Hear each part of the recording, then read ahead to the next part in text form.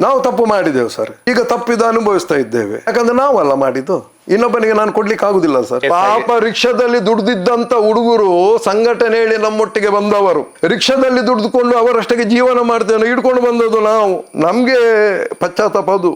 ಅಲ್ಲಿ ಹೋದವರು ಯಾರಾದ್ರೂ ಇವತ್ತು ತನಗೆ ದೇಶಭಕ್ತಿ ತೋರಿಸ್ತಾರಲ್ಲ ಸರ್, ನಾನು ನಿಮ್ಮ ಹತ್ರ ಇಷ್ಟೇ ಕೇಳ್ತೇನೆ, ದೇಶಭಕ್ತಿ ಹೇಳ್ತೇನೆ. ಯಾರಾದ್ರೂ ಒಂದು ಹುಡುಗರು ನಮ್ಮದು ಸೈನ್ಯಕ್ಕೆ ಸೇರಿದಾರ? ಯಾರಾದ್ರೂ ಒಂದು ಹುಡುಗ ಪೈಲಟ್ ಆಗಿದ್ದಾನ? ಧರ್ಮ ತೋರಿಸ್ತಾರೆ. ಯಾರಾದ್ರೂ ಒಬ್ರು ಆಗಿದ್ದಾರ ಪೈಲಟ್ ಆಗಿದ್ದಾರ?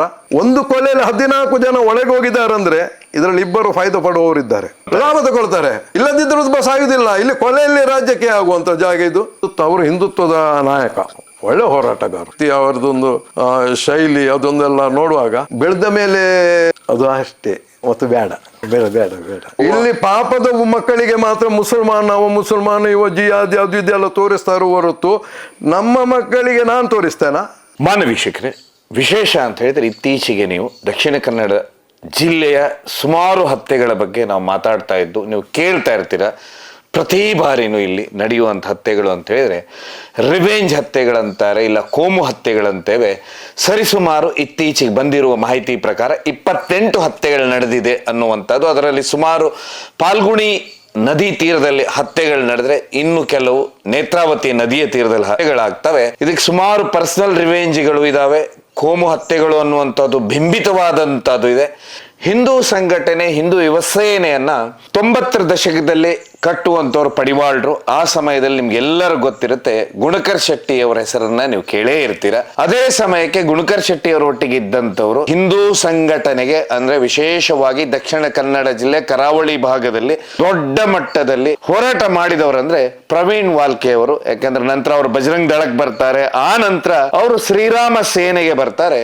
ಇತ್ತೀಚೆಗೆ ನಾವು ಸುಮಾರು ಯುವಕರನ್ನ ನಾವು ಗಮನಿಸ್ತಾ ಇರ್ತೇವೆ. ಇಲ್ಲಿ ಮುಸ್ಲಿಂ ಇರ್ಲಿ ಹಿಂದೂ ಇರ್ಲಿ, ನಾವು ಆ ಸಂಘಟನೆಯಲ್ಲಿ ಸೇರಿದ್ರೆ ಈ ರೀತಿ ಆಗ್ಬೋದು, ಈ ರೀತಿ ಮಾಡ್ಬೋದು ಅನ್ನುವಂಥ ಮನೋಭಾವನೆ ಬೆಳೆದಿದೆ. ಯಾಕಂದ್ರೆ ಅದಕ್ಕೆ ತಾಜಾ 2 ಹತ್ಯೆಗಳಾಗ್ತವೆ. ಉದಾಹರಣೆಗೆ ಸುಹಾಸ್ ಶೆಟ್ಟಿ ಅವರ ಹತ್ಯೆ ಆಗುತ್ತೆ, ಒಂದು ಕಡೆ ಅಬ್ದುಲ್ ರೆಹಮಾನ್ ಅವರ ಹತ್ಯೆ ಆಗುತ್ತೆ. ಹತ್ಯೆ ಆದ ಸಮಯದಲ್ಲಿ ನಿಮ್ಗೆ ಗೊತ್ತಿರುತ್ತೆ ಇದರಲ್ಲಿ ಇದ್ದಂಥವರು ಯಾವೆಲ್ಲ ರೀತಿಯ ಹುಡುಗರು ಭಾಗವಹಿಸ್ತಾರೆ ಅಂತ ಹೇಳಿ. ಹೀಗಾಗಿ ನಾನು ಸುಮಾರು 25 ವರ್ಷ ಏನು ನಿರಂತರವಾಗಿ ಇಲ್ಲಿಯ ಹಿಂದೂ ಸಂಘಟನೆಗೆ ತುಂಬಾ ಮುಂಚೂಣಿಯಲ್ಲಿ ಕೆಲಸ ಮಾಡಿದವರು ಅಂತ ಹೇಳಿದ್ರೆ ಪ್ರವೀಣ್ ವಾಲ್ಕೆ ಅವರು ದಕ್ಷಿಣ ಕನ್ನಡ ಜಿಲ್ಲೆಯಲ್ಲಿ. ಅವ್ರ ಹತ್ರನೇ ಕೇಳ್ತಾ ಹೋಗುವ, ನಿಜವಾಗ್ಲೂ ಏನು ಸರ್, ಯಾಕಂತ ಹೇಳಿದ್ರೆ ಕೊನೆಗೆ ಒಂದು ದಿವಸ ಅದರಿಂದ ಅವರು ವಿಮುಖ ಆಗ್ತಾರೆ. ಅಂದ್ರೆ ಅಲ್ಲಿ ನಿಂತರ ಅವರು ಮುಖವನ್ನ ತಿರುಗಿಸ್ತಾರೆ. ಇದು ನಿಮ್ಗೆ ಅನಿಸ್ತಾ ಸರ್ ನಾನು ಮಾಡಿದ್ದೆಲ್ಲೋ ಒಂದ್ ಕಡೆ ತಪ್ಪು ಅಂತ ಹೇಳಿ ಅನಿಸಿದೆ? ಅವ್ರಿಗೆ ಅನ್ಸುತ್ತೆ ಅಂತ ಹೇಳಿದ್ರೆ ಇದು ನಾನು ಹೋಗ್ತಾ ಇರುವಂತ ರಸ್ತೆ ಸರಿ ಇಲ್ಲ, ಇದು ತಪ್ಪಿದೆ ಅಂತ ಹೇಳಿ ಅವ್ರಿಗೆ ಗೊತ್ತಾಗುತ್ತೆ. ಯಾಕಂತ ಹೇಳಿದ್ರೆ ಅವರು ಸಂದರ್ಶನದಲ್ಲಿ ಒಂದು ವಿಶೇಷವಾದ ಮಾತನ್ನ ಹೇಳಿದ್ರು, ಇಲ್ಲಿ ಯಾರೂ ಭಗವದ್ಗೀತೆ, ರಾಮಾಯಣ ಅಥವಾ ಇದನ್ನೆಲ್ಲ ಓದಿ ಬರುವುದಿಲ್ಲ, ನಾವು ನೇರವಾಗಿ ಬಂದು ಬಿಡ್ತೇವೆ. ಬಿಟ್ಟಾಗ ನಮಗೆ ಯಾವ ರಸ್ತೆಯಲ್ಲಿ ಹೋಗ್ಬೇಕಂತ ಗೊತ್ತಾಗುದಿಲ್ಲ. ಕೊನೆಗೊಂದು ದಿವಸ ನಮ್ಮ ಹಾದಿ ಮುಳ್ಳಾಗಿರುತ್ತೆ. ಕೊನೆಗೆ ನಾವು ಯಾವುದೇ ವಿದ್ಯಾವಂತರಾಗ್ಬೋದು ಅಥವಾ ಯಾವುದೇ ಒಳ್ಳೆ ಎಜುಕೇಶನ್ ತಗೊಳ್ಲಿಕ್ಕೂ ಸಾಧ್ಯ ಆಗುದಿಲ್ಲ, ಎಲ್ಲಿ ಹೋಗಿ ಕೆಲಸ ಮಾಡ್ಲಿಕ್ಕೂ ಸಾಧ್ಯ ಆಗುದಿಲ್ಲ. ಕೊನೆಗೆ ಅಲ್ಲೂ ಇಲ್ಲ ಇಲ್ಲೂ ಇಲ್ಲ, ಮಧ್ಯ ಬದುಕೇನಾಗುತ್ತೆ ಅನ್ನುವಂಥ ಕಥೆಯನ್ನ ಪ್ರವೀಣ್ ವಾಲ್ಕೆ ಅವರ ಹತ್ರನೇ ದಯವಿಟ್ಟು ಕೇಳಿ. ಕಾರ್ಯಕ್ರಮಕ್ಕೆ ಸ್ವಾಗತ ಸರ್. ನೀವು ಸಂಘಟನೆಯಲ್ಲಿ ಕೆಲಸ ಮಾಡಿದಂಥವ್ರು ದಕ್ಷಿಣ ಕನ್ನಡ ಜಿಲ್ಲೆ, ವಿಶೇಷವಾಗಿ ಬಜರಂಗ್ ದಳದಲ್ಲೆಲ್ಲ. ಇತ್ತೀಚೆಗೆ ಒಂದು ಹತ್ಯೆ ಆಗುತ್ತೆ ಬಜ್ಪೆ ಭಾಗದಲ್ಲಿ, ಸುಹಾಸ್ ಶೆಟ್ಟಿ ಅಂತ ಹೇಳಿ. ಅದಾಗಿ ಸುಮಾರು ಒಂದು 26 ದಿನ ಆಗಿರೋದಿಲ್ಲ, ಅಬ್ದುಲ್ ರೆಹಮಾನ್ ಅನ್ನೋ ಹುಡುಗನ ಹತ್ಯೆ ಆಗುತ್ತೆ. ಈ ಸರಣಿ ಹತ್ಯೆಗಳು, ಕೋಮು ಹತ್ಯೆಗಳು ನಿರಂತರವಾಗಿ ಇಲ್ಲಿ ನಡೀತಾನೆ ಇದಾವೆ ಕಳೆದ 20 ವರ್ಷದಿಂದ. ನೀವು ಇದನ್ನೆಲ್ಲ ನೋಡಿದಾಗ ನೀವು ಇವತ್ತಿನ ಯುವಕರಿಗೆ ಏನು ಹೇಳಿ ಬಯಸ್ತೀರಾ? ಯಾಕಂದ್ರೆ ಫ್ರಾಮ್ ಎ ಫಸ್ಟ್ ಡೇ ನೀವು ಹೇಗೆ ಕೆಲಸ ಮಾಡ್ತಾ ಇದ್ರ? ಸಂಘಟನೆ ನಮ್ಮ ಜೀವನದ ಒಂದು ಏನೋ ಚೇಂಜಸ್ ಆಗ್ತದೆ ಹೇಳುವಂಥದ್ರಲ್ಲಿ ಯಾವುದು ಫ್ಯೂಚರ್ಗೆ ಏನಾದರೂ ಒಳ್ಳೇದುಂಟು, ನಾವು ಇದರಲ್ಲಿ ಏನಾದರೂ ಒಳ್ಳೆ ಸಂಪಾದನೆ ಮಾಡ್ಬೋದು, ಅಲ್ಲ ನಮಗೆ ಒಂದು 10 ಸಮಾಜಕ್ಕೆ ಒಂದು ನಾವು ಮುಖ್ಯವಾಹಿನಿಗೆ ಬಂದು ನಾವು ಏನಾದರೂ ದುಡಿಬೋದು ಹೇಳುವಂಥದ್ದು ಅಪೇಕ್ಷೆ ಇಟ್ಟು ತುಂಬ ಜನ ಬರ್ತದೆ. ಒಂದಿಬ್ಬರಿಗೆ ಚಾನ್ಸ್ ಸಿಗೋದು, ಅದು ಒಂದಿಬ್ಬರಿಗೆ ಸಿಗ್ತದೆ, ಸಿಗುವುದಿಲ್ಲ ಹೇಳುವಂಥದ್ದಲ್ಲ. ಆದರೆ ಅದರಲ್ಲಿ ಪ್ರಾಮಾಣಿಕ ಇದ್ದವರಿಗೆ ಸಿಗುವುದಿಲ್ಲ. ಯಾರು ಪ್ರಾಮಾಣಿಕರು ಹೇಳುವಂಥವ್ರಿಗೆ ಇದರಲ್ಲಿ ಸಿಗುವುದಿಲ್ಲ. ಇದರಲ್ಲಿ ಏನಾದರೂ ಈಗ ಮೊದಲು ಪ್ರಾಮಾಣಿಕತ್ವಕ್ಕೆ ಮಹತ್ವ ಜಾಸ್ತಿ ಇತ್ತು. ಹಿರಿಯರು ಏನಾದರೂ ಮೀರಿ ಏನು ಕೆಲಸ ಆಗ್ತಿರ್ಲಿಲ್ಲ. ಅಲ್ಲ, ನೀವು ಸಂಘಟನೆ ಬೆಳೆಸಿದಿರ, ಆಗ ನಿಮ್ಮ ಹಿರಿಯರು ಸಮೇತ ಇದೇ ಇದೇ ಥರ. ಆಗ ಆ ಥರ ಏನು ಆಗಲಿಲ್ಲ. ನಾವು ಆ ಟೈಮಲ್ಲಿ ಯಾವುದೇ ಧರ್ಮದ ವಿರುದ್ಧ ಹೋರಾಟ ಅಲ್ಲ ನಮ್ಮದು, ನಮ್ಮ ರಕ್ಷಣೆ ಮಾಡುವಂಥ ಹೋರಾಟ. ಆಗ ಧರ್ಮದ ವಿರುದ್ಧ ಹೇಳಿ ನಾವು ಎಲ್ಲ ಮುಸಲ್ಮಾನರಿಗೆ ನೋಡಿದ ಮುಸಲ್ಮಾನರಿಗೆ ಬಡಿಯುವಂಥದ್ದು ಇದಲ್ಲ. ನಮ್ಮ ಯಾವ ಸೊತ್ತು ಉಂಟು ಅದನ್ನು ರಕ್ಷಣೆ ಮಾಡಬೇಕು ನಮಗೆ. ಅದು ನಾವು ಸುರಿಗೆ ರಕ್ಷಣೆ ಮಾಡ್ತಿದ್ದೆವು, ಅದು ಕೇಳಲಿಲ್ಲ, ಅದು ಆಗ್ಲಿಲ್ಲ ಹೇಳುವಾಗ ಆಗದ ಪರಿಸ್ಥಿತಿಯಲ್ಲಿ ಏನಾಗಬೇಕು ಅದೆಲ್ಲ ಆಗಿದೆ. ಇವತ್ತಿನ ದಿವಸಕ್ಕೆ ಬಜರಂಗ ದಳ ಹೇಳುವಂಥದ್ದು ನಮ್ಮ ಹಿರಿಯವರು ಯಾವ ನಮ್ಮನೆ ಅದು ಫೌಂಡೇಶನ್ ಹಾಕಿ ನನಗೆ ಬಾಕಿ ಅವ್ರದ್ದು ಯಾರದ್ದು ಹೇಳುವುದಿಲ್ಲ. ನನಗೆ MB ಪುರಾಣಿಕರು ಮಾತ್ರ ನನಗೆ ಇದು ಸಂಘಟನೆಯಲ್ಲಿ ಮಾರ್ಗದರ್ಶಕರು. ಬಜರಂಗ ದಳ ವಿಶ್ವ ಪರಿಷತ್ತಿನ ಒಂದು ಯುವ ಸಂಘಟನೆ. ಅದಕ್ಕೆ ನಮಗೆ ವಿಶ್ವ ಪರಿಷತ್ತಿನ ಪುರಾಣಿಕರು MB ಪುರಾಣಿಕರು ಹೇಳಿ ಅವರು, ಕೃಷ್ಣಮೂರ್ತಿಗಳು, ಅನಂತ ಕೃಷ್ಣ ಭಟ್ರು ಮತ್ತು ಬಾಯಡಿ ವೆಂಕಟರಮಣ ಭಟ್ರು, ಇವರದ್ದೆಲ್ಲ ಮಾರ್ಗದರ್ಶನ ನಮಗೆ ಒಂದು ಆರೋಗ್ಯಕರವಾಗಿತ್ತು. ನೀವು ಎಷ್ಟನೇ ಇಸ್ವಿಯಲ್ಲಿ ಬರ್ತೀರಾ? 93 ಕಳೆದು ಗುಣಕರ್ ಶೆಟ್ಟಿ ಹಿಂದೂ ಯುವ ಸೇನೆ. ಆಗ ಅವ್ರನ್ನ ನೋಡಿದ್ರೆ ನಾವು ಜೊತೆಲಿ ಇದ್ದವರೇ. ಹಿಂದೂ ಯುವ ಸೇನೆ ಸ್ಟಾರ್ಟಿಂಗ್ ಅಲ್ಲಿ ಬಾಳಂಭಟ್ರ ಆಫೀಸಲ್ಲಿ ಮೀಟಿಂಗ್ ಆಗಿತ್ತು. ಫಸ್ಟಿಗೆ ಹಿಂದೂ ಯುವ ಸೇನೆದು ಲೋಗೋ ಒಂದು ತೋರಿಸ್ಲಿಕ್ಕೆ ಹೇಳುವಂಥದ್ದು ಮೀಟಿಂಗ್ ಒಂದಿತ್ತು. ಆಗ ಬರ್ಕೆದು ಮಹೇಶ್ ಹೇಳಿ, ಆಗ ನಾವು ಬಜರಂಗ ದಳದಲ್ಲೆಲ್ಲ ಇರಲಿಲ್ಲ. ಬರ್ಕೆಯಲ್ಲಿ ಮಹೇಶ್ ಹೇಳಿದ್ರು, ಈಗ ಸಿದ್ದಾರೆ ಅವರು ಬಸ್ ಇದೆ ಏಜೆಂಟ್ ಅವರು, ಮತ್ತು ರವಿ ಅಣ್ಣ ಹೇಳಿ ಅವರು, ಗುರು ಹೇಳಿ ಮಾರ್ಕೆಟ್. ನಾವು ಒಂದು 5 ಜನ ಅಲ್ಲಿ ಹೋಗಿದ್ದೆವು ಆ ಟೈಮಲ್ಲಿ ಸ್ಟಾರ್ಟಿಂಗ್ ಅಲ್ಲಿ. ಅದು ಆದ ನಂತರ ಪಡಿವಾಳ್ರು ಇದ್ರು ಆಗ, ಮತ್ತು ಪಡಿವಾಳ್ರು ತೀರೋದ್ರು. ಯಾಕೆ ಹತ್ಯೆ ಆಗುತ್ತೆ ಗುಣಕರ್ ಶೆಟ್ಟಿ ಅವ್ರದ್ದು? ಗುಣಕರ್ ಶೆಟ್ಟಿ ಅವ್ರದ್ದು ಹತ್ಯೆ ಆಗ್ಲಿ ಒಂದು ಅದು ಸಹ ಸ್ವಲ್ಪ ಹಿಂದುತ್ವ ಹೇಳುವಂಥದ್ದಲ್ಲ, ಅದರಲ್ಲಿ ಸ್ವಲ್ಪ ಅಂಡರ್ ವರ್ಲ್ಡ್ ಎಲ್ಲ ತಿರುಗಿದೆ ಅದರಲ್ಲಿ. ಅವರು ಹಿಂದುತ್ವದ ನಾಯಕ, ಒಳ್ಳೆ ಹೋರಾಟಗಾರ ಹಾಗಿದ್ರು ಸೂಪರ್. ಅದು ಮಾತಾಡ್ಲಿಕ್ಕೆ ಇಲ್ಲ.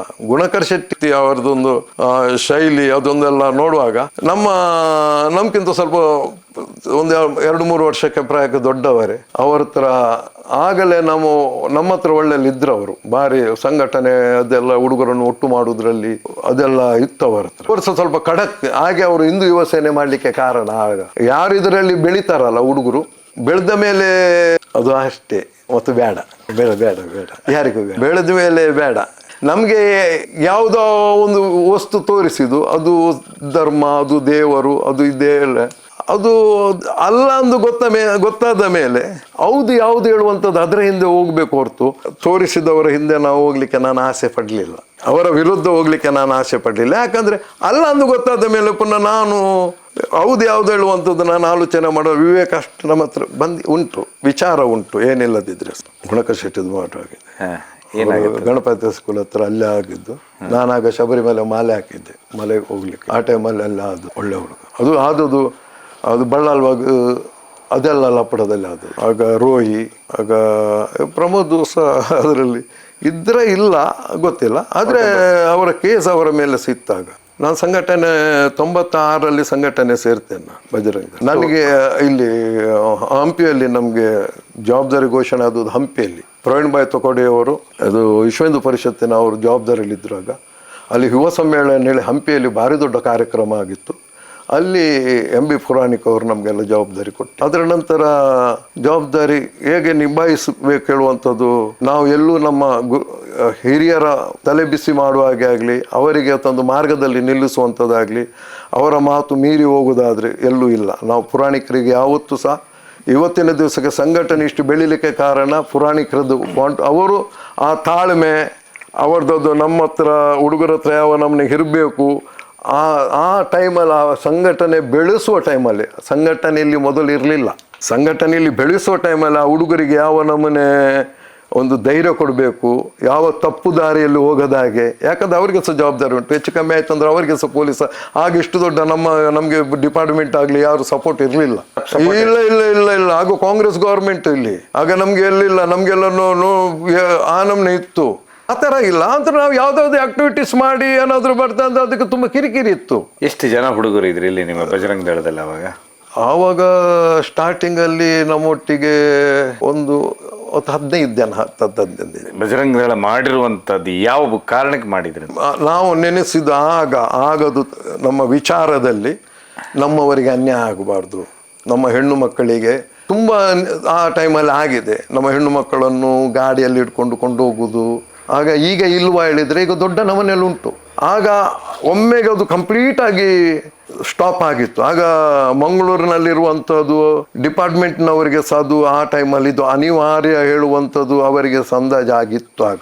ಬಟ್ ನಿಮ್ಗೆ ಅನ್ನಿಸ್ಲಿಲ್ವಾ ಆ ಸಮಯದಲ್ಲಿ ಪೊಲೀಸ್ ವ್ಯವಸ್ಥೆ ಅನ್ನೋದು ಒಂದಿರುತ್ತೆ ರಾಜ್ಯದಲ್ಲಿ, ಅವರು ರಕ್ಷಣೆ ಮಾಡ್ಬೇಕಲ್ಲ, ಸರ್ಕಾರದಲ್ಲಿ ಕಾನೂನು ಇದೆ ಅಂತ ಅನಿಸ್ಲಿಲ್ಲ ಇವಾಗ? ಅಲ್ಲ, ಇದು ನಮ್ಮ ಮಂಗಳೂರು ಬೆಳೀತಾ ಇರುವಾಗ ಆದಂಥದ್ದು ಇದೆಲ್ಲ.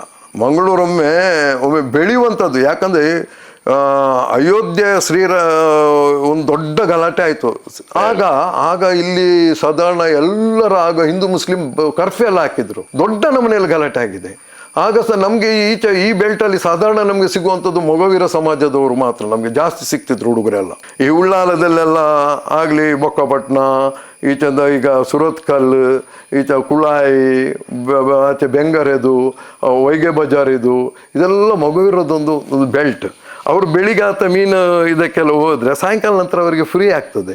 ಅದರಲ್ಲಿ ಎಲ್ಲರಲ್ಲ, ಕೆಲ ಹುಡುಗರನ್ನ ನಮಗೆ ಸಂಘಟನೆ ಬೇಕು, ಇಂಥ ಹುಡುಗರು ನಮ್ಮ ಜೊತೆ ಎಲ್ಲ ಸೇರ್ತಿದ್ರಾಗ ನಾವು ಹೋಗಿ ಅಲ್ಲಿ ಸಂಪರ್ಕ ಮಾಡಿ ಅವರನ್ನು ಸಂಘಟನೆಗೆ ಕರೆಯುವಂಥದ್ದು. ಆಗ ಬರ್ತಿರ್ಲಿಲ್ಲ ಸ್ಟಾರ್ಟಿಂಗ್. ಯಾಕಂದ್ರೆ ಅಯೋಧ್ಯೆದು ಗಲಾಟೆ ಆದ ಮೇಲೆ 100 ಜನರ ಮೇಲೆ ಕೇಸ್, ಒಂದೊಂದು ಮನೆಯಲ್ಲಿ 3-4 ಜನ ಇದ್ರೆ ಸಹ ಪ್ರಾಯದವರಿಗೆ ಸಹ ಕೇಸ್ ಹಾಕಿ. ಅದಕ್ಕೆ ಉದಾಹರಣೆಗೆ ಉಳ್ಳಾಲದಲ್ಲಿ ಆದಂಥದ್ದಲ್ಲಿ, ಉಳ್ಳಾಲದಲ್ಲಿ ಮೊಗವೀರ ಪಟ್ಟಣಗಳೆಲ್ಲ ಉಂಟು ಒಳಗೆ, ಅಲ್ಲೆಲ್ಲ ಪೊಲೀಸ್ನವ್ರು ಇದ್ದವರನ್ನೆಲ್ಲ ಕೊಂಡೋದಾರ ಆ ಟೈಮಲ್ಲಿ. ಇವ ನಮ್ಮ ಮರಳಿ ಬಸ್ಸಿನವರು ಬಸ್ಸಲ್ಲಿ ಅವರದ್ದು ದನಿ ಇದ್ರು, ಮರಳಿ ಬಸ್ ಇದ್ದು, ಅವರ ಬಸ್ಸಲ್ಲಿ ಕೋಟಿಗೆ ತರುದು ಇವರಿಗೆಲ್ಲ.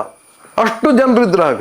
ಇದೆಲ್ಲ ಒಟ್ಟು ಮಾಡಿ ಬಸ್ಸಲ್ಲಿ ಹಾಕಿ ಪಾಪ ಕೆ ಪೂಜಾರಿ ಇದ್ರು ಅವರು. ಆಗ ಇಷ್ಟು ಇಲ್ಲ, ಇಷ್ಟು ಈಗ ಇದ್ದವರೆಲ್ಲ ಈಗ ಲೇಟೆಸ್ಟ್ ಚಡ್ಡಿ ಹಾಕಿ ಬರುವವರೆಲ್ಲ ಇದ್ದಾರೆ. ಅವರಿರ್ಲಿಲ್ಲ, ಸಾಮಾನ್ಯ ಜನರು ನಮ್ಮೊಟ್ಟಿಗೆ ಪಾಪ ಆಗ ಬರುವವರು.